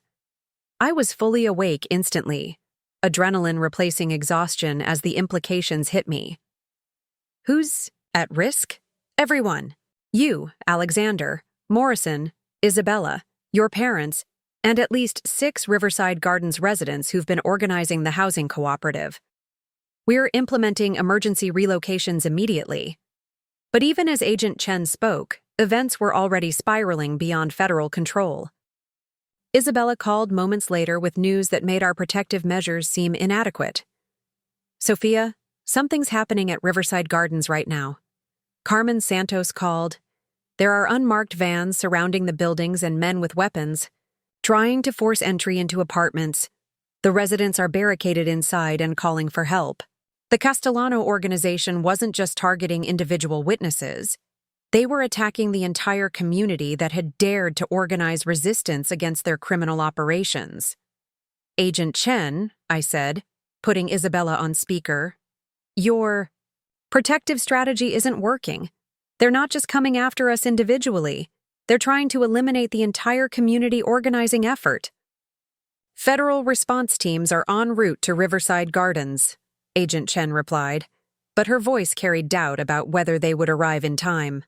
What happened next defied every prediction and planning scenario we had developed. Instead of waiting for federal protection or hiding until the danger passed, the Riverside Gardens community launched their own coordinated response that would be studied by law enforcement agencies for years to come. Carmen Santos had spent the past week doing more than organizing housing cooperatives. She had been quietly coordinating with community leaders across Millbrook Heights, building a network of mutual support that extended far beyond her own building complex. When the Castellano organization's attack began, she activated a response system none of us had anticipated. "Agent Chen," Isabella reported, monitoring multiple phone calls, "Carmen Santos has activated what she's calling the Community Defense Network. Residents from 12 different neighborhoods are converging on Riverside Gardens. They're not armed, but they're coming in overwhelming numbers." Through the safe house windows, I could see the distant glow of news helicopters heading toward Riverside Gardens. Whatever was happening there had become a public spectacle that would be impossible for criminal organizations to manage through intimidation. My phone rang with a call from Maria Santos, the investigative journalist who had been covering our story from the beginning. "Sophia, you need to see this," she said breathlessly. "I'm broadcasting live from Riverside Gardens, and what's happening here is unprecedented. The Castellano organization sent maybe 20 armed men to intimidate residents, but they're now facing nearly 300 community members from across the city." The image she painted was remarkable. Elderly grandmothers linking arms to block access roads, construction workers from other neighborhoods forming protective circles around apartment buildings, and community leaders live streaming everything to ensure complete transparency about what was happening. The criminal attackers are retreating, Maria continued. They clearly expected to find isolated, vulnerable families they could intimidate individually. Instead, they're facing organized community resistance that's being documented by dozens of cell phone cameras and broadcast live across social media. Agent Chen received updates from field teams confirming Maria's report. The Castellano Associates have withdrawn from Riverside Gardens. Community mobilization created too much public attention for them to proceed with intimidation tactics. But the most significant development came from an unexpected source. Alexander, who had been monitored in a separate safe house, contacted Agent Chen with information that would transform the entire investigation. Agent Chen, I've been receiving calls from other business owners who were forced into partnerships with the Castellano organization, he reported. Word about our resistance has spread through the criminal network, and other victims want to cooperate with federal authorities. The community organizing at Riverside Gardens had triggered something unprecedented, a cascade of cooperation from other business owners who had been trapped in similar criminal partnerships across multiple states. We're receiving cooperation, offers from development companies in 7 cities, Agent Chen confirmed. Business owners who were too terrified to speak out individually are now coming forward because they see that organized resistance is possible. Isabella was monitoring news coverage from multiple sources. Sophia, this is becoming a national story. The Community Defense Network at Riverside Gardens is being called a model for grassroots resistance to organized crime. Community organizers from other cities are already planning similar defensive networks. The transformation was remarkable and swift. What had begun as a personal betrayal, my destroyed wedding dress, had catalyzed community organizing that was now inspiring resistance movements across the country. But the most dramatic development came in a 4 a.m. phone call that none of us had anticipated. Cordelia Blackwood, Alexander's mother, who had destroyed my grandmother's wedding dress just 2 weeks earlier, called Agent Chen directly with an offer that stunned everyone involved. Agent Chen, this is Cordelia Blackwood. I understand you're coordinating federal protection for witnesses in the Castellano investigation. Mrs. Blackwood, you should be speaking to your attorney about any federal cooperation. I'm not calling about cooperation. I'm calling to inform you that I've spent the past 48 hours liquidating every Blackwood family asset I can access and transferring the funds to a community development trust for Riverside Gardens and other communities affected by our criminal partnerships. The silence on the call was profound. Cordelia Blackwood, the society matriarch who had dismissed my heritage as unsuitable for the Blackwood family name, was voluntarily destroying her family's wealth to compensate the communities her son's business had harmed. Mrs. Blackwood, Agent Chen said carefully, you understand that liquidating assets during a federal investigation could be considered obstruction of justice? I understand that my family's wealth was built on criminal partnerships that endangered innocent families. I also understand that financial restitution is the only meaningful apology I can offer for the harm we've caused. Isabella was frantically taking notes. How much money are we talking about? Approximately $47 million in liquid assets, real estate holdings, and investment accounts. Enough to fund complete renovation of Riverside Gardens, legal support for community organizing efforts, and seed funding for housing cooperatives in other cities where similar criminal exploitation has occurred. The magnitude of Cordelia's decision was staggering. She was voluntarily impoverishing herself to fund community organizing efforts that would make future criminal exploitation more difficult. There's something else, Cordelia continued. I've compiled complete records of every social and political connection the Blackwood family has cultivated over 30 years. Names of officials who accepted bribes, business leaders who knowingly partnered with criminal organizations, and community leaders who were paid to suppress resistance to predatory development. Agent Chen leaned back in her chair, clearly overwhelmed by the scope of what Cordelia was offering. Mrs. Blackwood, you're essentially providing evidence that could expose corruption throughout Millbrook Heights' power structure. Yes, because I've realized that protecting that power structure means continuing to enable the kind of exploitation that nearly killed families in Riverside Gardens. My attempt to destroy Sophia's wedding dress was symbolic of everything wrong with my family's values. I can't undo that cruelty, but I can ensure it never represents anyone's future again. As dawn broke over Millbrook Heights, we faced a transformed landscape. The Castellano organization's intimidation tactics had backfired spectacularly, triggering community organizing that was inspiring resistance movements nationwide. Business owners trapped in criminal partnerships were cooperating with federal authorities in unprecedented numbers.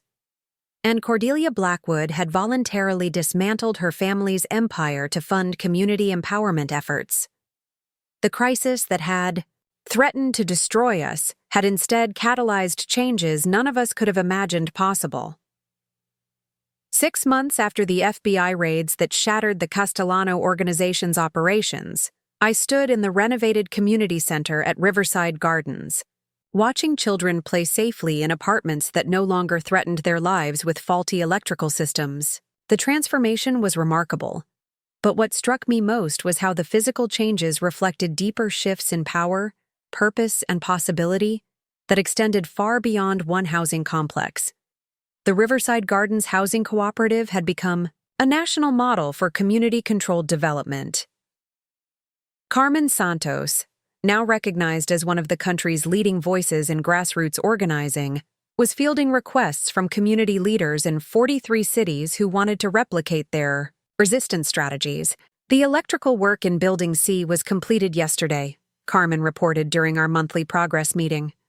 All safety violations have been remediated, and residents now have equity ownership in improvements they helped design and implement. Isabella, who had transitioned from corporate law to directing the Community Development Legal Clinic, spread architectural plans across the conference table. The success here has attracted attention from the Department of Housing and Urban Development. They're proposing to fund community cooperative models in 12 pilot cities. The federal response to our revelations had been swift and comprehensive. Marcus Castellano and 7 associates faced federal racketeering charges that would likely result in life sentences. 17 city officials had been indicted for accepting bribes. But most significantly, Congress had passed emergency legislation providing legal frameworks and funding for community-controlled housing development. James Morrison, no longer hiding in safe houses, had established a consulting firm that helped communities identify and resist predatory development schemes before they could take root. His expertise in recognizing criminal construction patterns had made him invaluable to federal investigators and community organizers alike. We've prevented 3 separate attempts by organized crime groups to establish money laundering operations through affordable housing fraud, Morrison reported. Communities that understand these patterns can recognize and resist criminal infiltration before it becomes entrenched. The success at Riverside Gardens had catalyzed changes I never could have imagined when I first discovered my grandmother's destroyed wedding dress. But the most profound transformation had been personal, reshaping not just my career, but my understanding of what justice actually meant. My law practice now focused exclusively on community development and civil rights cases. The Rivera Community Law Center, funded partially by Cordelia Blackwood's voluntary asset liquidation, provided legal services to communities organizing resistance to various forms of exploitation. Ms. Rivera, said Elena Vasquez, a community leader from Phoenix who had traveled to learn from Riverside Gardens' experience, we're facing similar pressures from developers who claim they want to help our neighborhood, but seem more interested in displacing longtime residents. What legal tools can protect us? Community benefit agreements with enforcement mechanisms, I replied, drawing on lessons learned from our struggle. Requirements for local hiring, affordable housing guarantees, and most importantly, community ownership structures that prevent outside control of development decisions. The legal strategies we had developed were being implemented across the country, creating networks of communities that could share resources and resist exploitation collectively. Alexander's transformation had been perhaps the most dramatic of all. After cooperating fully with federal investigators and testifying against his former criminal partners, he had liquidated his remaining personal assets to establish a foundation focused on construction safety and ethical development practices. The Foundation for Ethical Construction has completed safety audits of 127 low-income housing projects in 8 states, he reported during a video conference from Atlanta, where he was working with another community organizing effort. We've identified and helped remediate safety violations that could have killed hundreds of families. His work was a form of penance, but it was also genuinely valuable. Alexander's insider knowledge of construction fraud made him uniquely qualified to help communities protect themselves from the kind of exploitation he had once facilitated. The relationship between us remained complicated.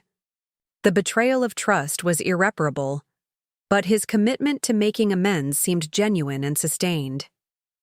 He had voluntarily submitted to federal monitoring and dedicated his expertise to preventing other communities from experiencing what Riverside Gardens had endured. "Alexander," I said during one of our quarterly case consultations, "the community in Denver you're working with, are they facing similar intimidation tactics to what we experienced?" "Similar patterns, but they're organizing resistance much earlier in the process. Having documentation of how these schemes typically develop has made communities much more effective at preventing criminal infiltration." The conversation reflected how our relationship had evolved, professional collaboration in service of communities, but without the personal trust that criminal partnerships had destroyed. The most unexpected transformation had been Cordelia Blackwood's. After liquidating the family fortune and providing evidence that led to dozens of corruption prosecutions, she had essentially disappeared from public view. Occasional reports placed her working with homeless shelters or community gardens, but she avoided media attention and declined requests for interviews. "Mrs. Blackwood's financial contributions have been extraordinary," Carmen Santos noted during our meeting. "But her complete withdrawal from any recognition or control over how the money is used has been equally important. She's modeling how privileged people can support community organizing without trying to direct it." Cordelia's approach had become a case study in how wealthy individuals could make amends for past harm without perpetuating patterns of paternalistic control. Her destruction of my wedding dress had been the catalyst for profound personal reckoning that reshaped not just her actions but her entire relationship to power and privilege. The Riverside Gardens children who had once faced electrical fires now attended a community-controlled school that emphasized both academic achievement and organizing skills. Teen residents were learning legal advocacy, construction techniques, and financial management as part of their preparation for adult leadership roles. "These young people will never accept exploitation the way previous generations did," observed Dr. Patricia Williams, an education researcher studying the community school model. "They're growing up understanding that organized resistance to injustice is both possible and necessary." The educational transformation was perhaps the most significant. Long-term victory. Children who had been treated as acceptable casualties in criminal money laundering schemes were now being prepared to lead community organizing efforts that could prevent future exploitation. As our progress meeting concluded, I walked through the Riverside Gardens complex, noting changes that reflected deeper shifts in power relationships. Community gardens had replaced empty lots where drug dealing had once flourished. Resident-owned businesses occupied commercial spaces that had previously been controlled by absentee landlords. Most importantly, the fear that had once characterized daily life had been replaced by collective confidence that problems could be identified and solved through organized community action. My phone buzzed with a message from Maria Santos, the journalist who had covered our story from the beginning. "Sophia, your work at Riverside Gardens is being featured in the documentary Communities of Resistance that premieres next month. The film is highlighting how grassroots organizing can defeat organized crime when communities have proper legal support and federal protection. The media attention was gratifying, but what mattered more was the practical reality that communities across the country now had proven models for organizing resistance to criminal exploitation. As evening approached, I found myself standing outside, Building C, where Mrs. Santos had once feared her family might die in an electrical fire. Light streamed safely from windows where children did homework in apartments their families now owned cooperatively. The transformation was complete, but more importantly, it was sustainable. The communities that had survived criminal exploitation were now equipped to prevent it from recurring, while serving as models for organizing efforts nationwide. My grandmother's destroyed wedding dress had symbolized heritage under attack. The community organizing it had catalyzed, now protected heritage while building unprecedented possibilities for justice and collective empowerment. 1 year after Cordelia Blackwood destroyed my grandmother's wedding dress, I stood in the Rivera Family Cultural Center, surrounded by exhibits that told stories of resistance, resilience, and community transformation. The center, housed in what had once been Blackwood Development's headquarters, now served as both museum and training facility for community organizers from across the hemisphere. My grandmother's wedding dress occupied the center's most prominent display case, carefully restored and presented not as a relic of personal loss, but as a symbol of heritage reclaimed and justice achieved. The placard beside it read, "Sometimes what appears destroyed becomes the foundation for something stronger than anyone imagined possible." The dress itself told a story of survival that extended far beyond my own experience. Visitors often spent long minutes studying the intricate embroidery my grandmother had created in 1954, reading about how a young woman's flight from political violence had ultimately contributed to organizing strategies that protected vulnerable communities from criminal exploitation decades later. "The symbolism is powerful," observed Dr. Ana Morales, a sociologist who had been studying the community organizing model that emerged from our struggle. Personal heritage violations catalyzing collective resistance movements. Individual trauma transformed into community healing and empowerment. But the dress was only one element of a larger story that continued to evolve in ways none of us had anticipated. The Rivera Family Cultural Center had become a destination for community organizers, legal advocates, and federal law enforcement officials who wanted to understand how grassroots resistance could defeat organized crime when properly supported and coordinated.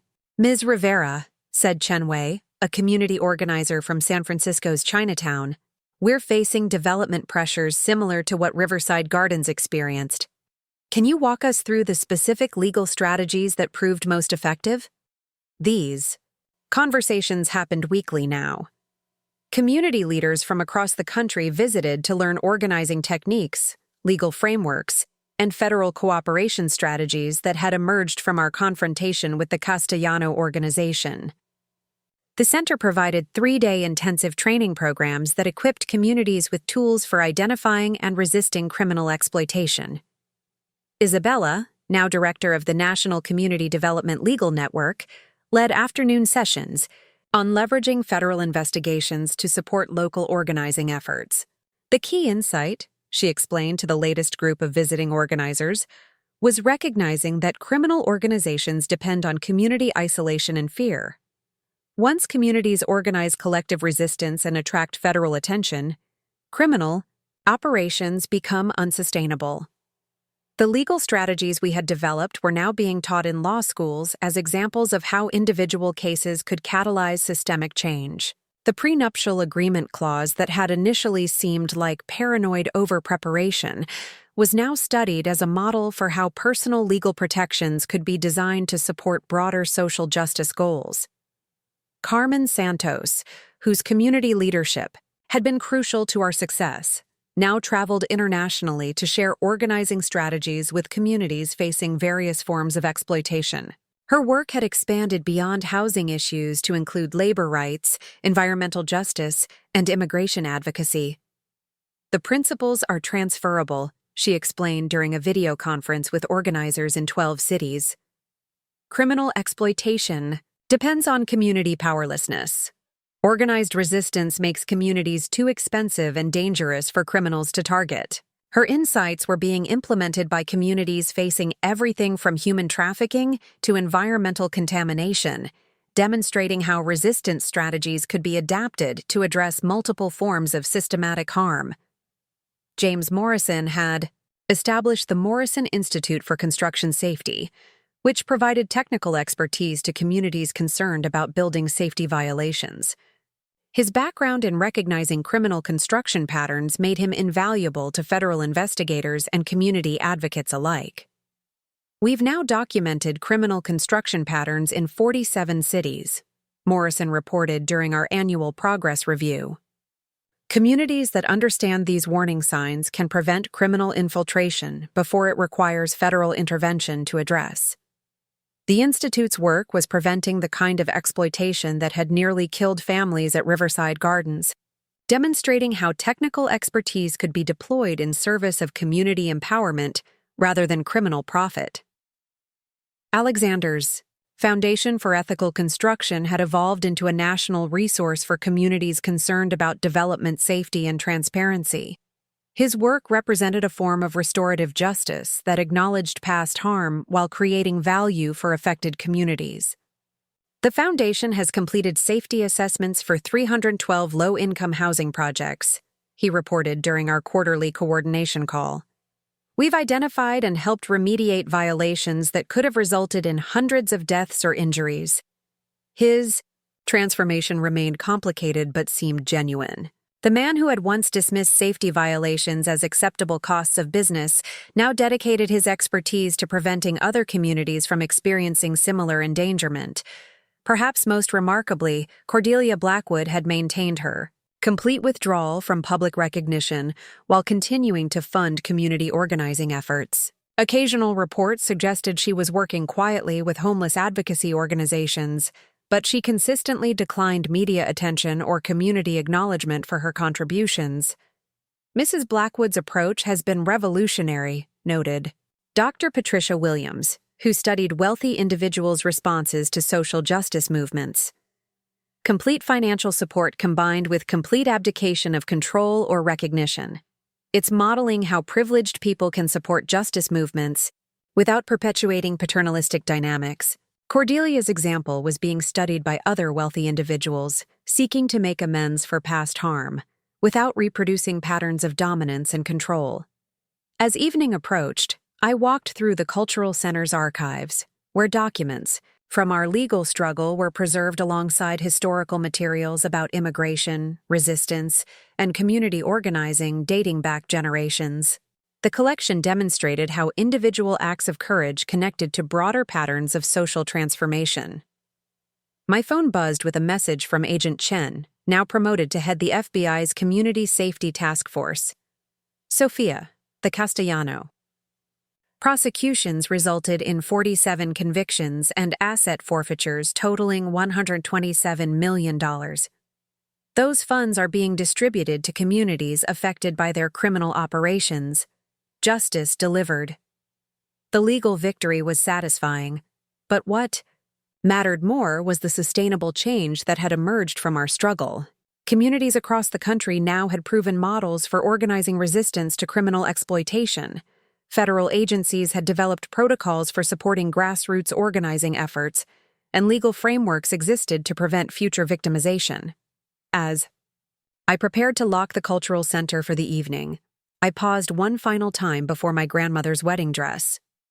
The fabric still carried subtle damage from Cordelia's destruction, but those scars had been incorporated into the restoration as reminders of survival and transformation.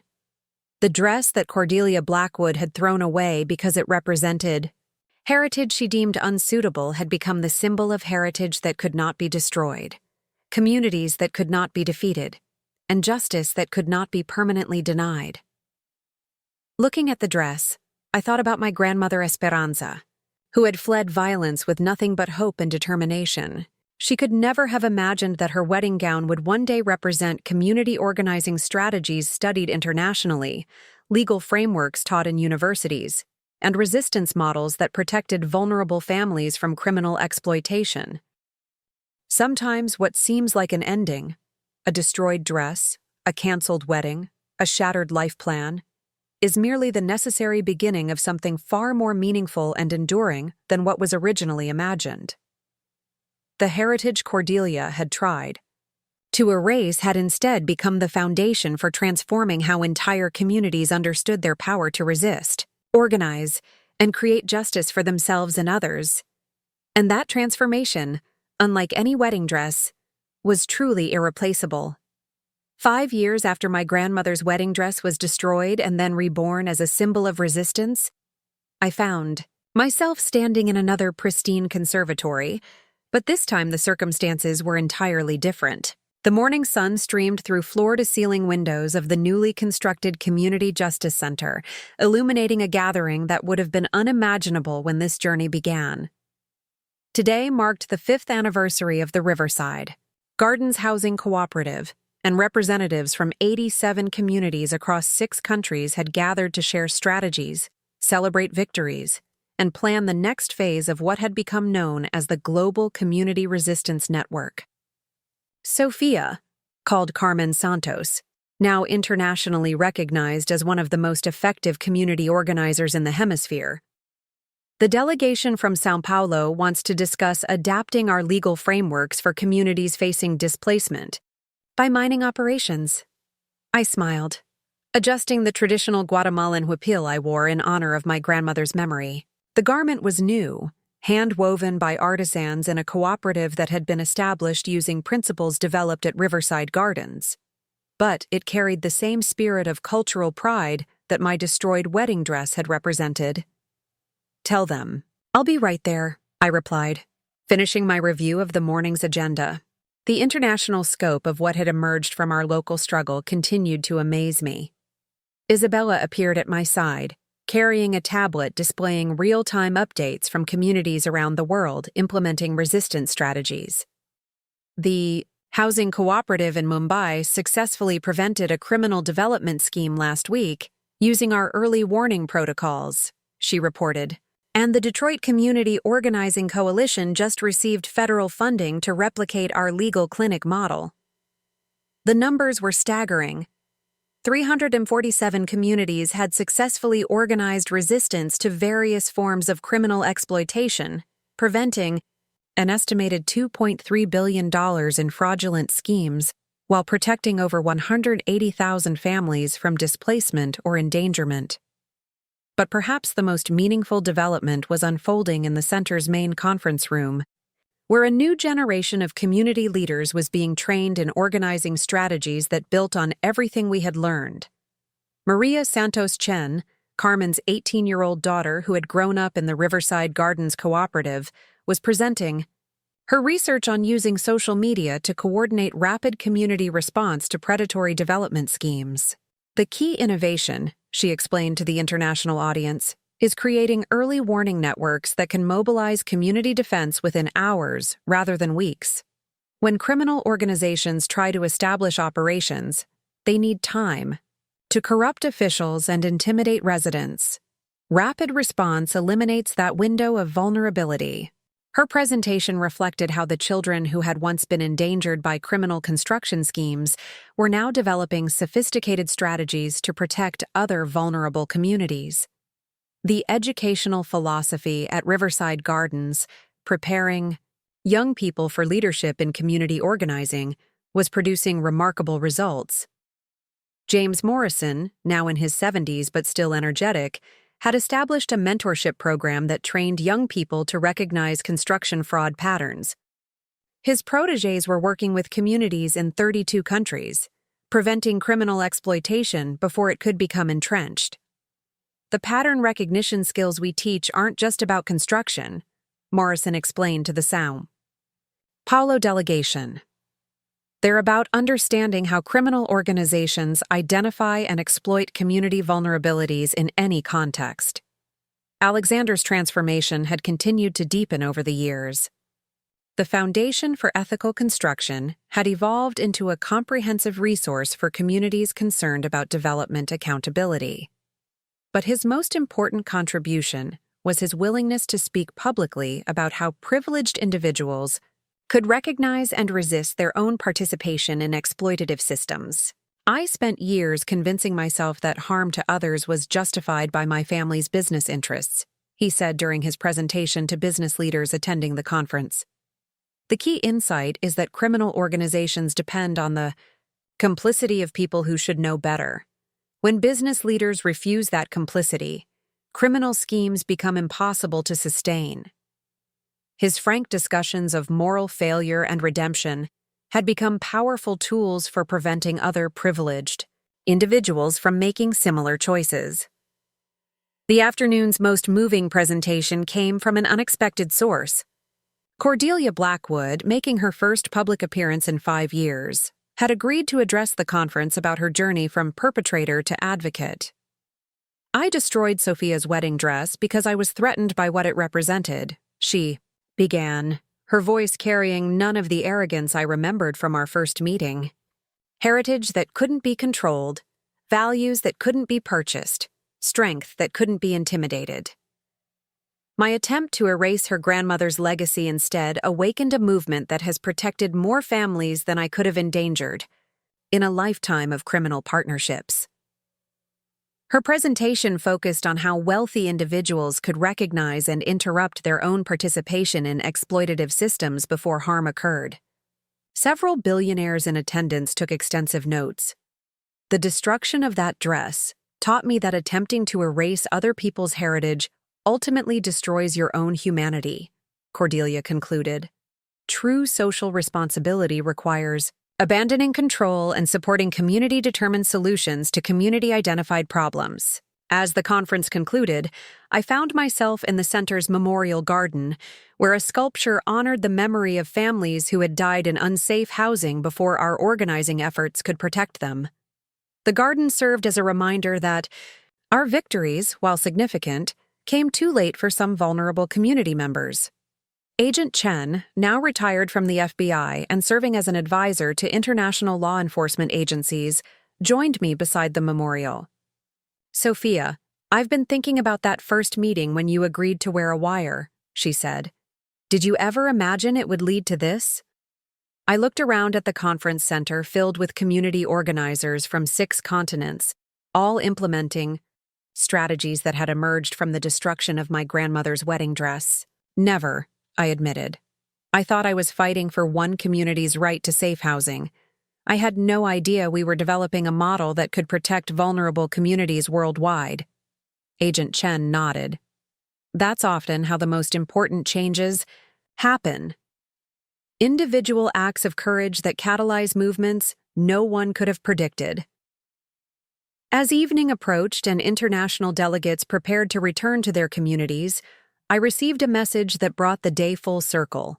My cousin Elena was getting married next month and had asked if she could wear our grandmother's restored wedding dress for her ceremony. The dress that had begun this journey as a symbol of heritage under attack would soon celebrate new love, new family, and new possibilities.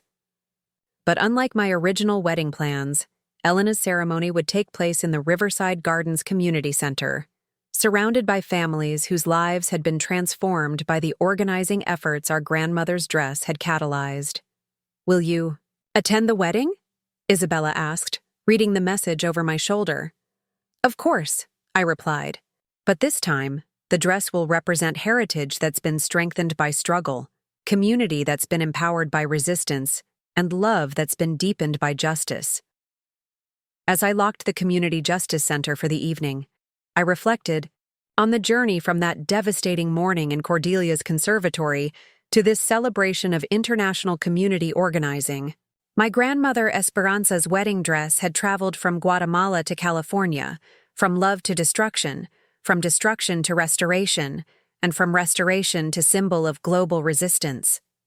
The heritage that had once seemed so fragile, vulnerable, to the casual cruelty of those who deemed it unsuitable, had proven to be the foundation for transforming how communities around the world understood their power to resist exploitation and create justice. Sometimes what appears to be an ending is actually a beginning. Sometimes what seems destroyed carries within it the seeds of something more beautiful and powerful than what was lost. And sometimes a single act of cruelty can awaken a movement for justice that transforms the world. The dress that Cordelia Blackwood had thrown away as unsuitable for her family's legacy had become the cornerstone of a legacy far greater than the Blackwood name had ever achieved. The legacy of communities empowered to protect themselves and each other from those who would exploit their vulnerability, and that legacy, unlike any individual story, would continue growing long after all of us were gone. Up next, you've got two more standout stories right on your screen. If this one hit the mark, you won't want to pass these up. Just click and check them out.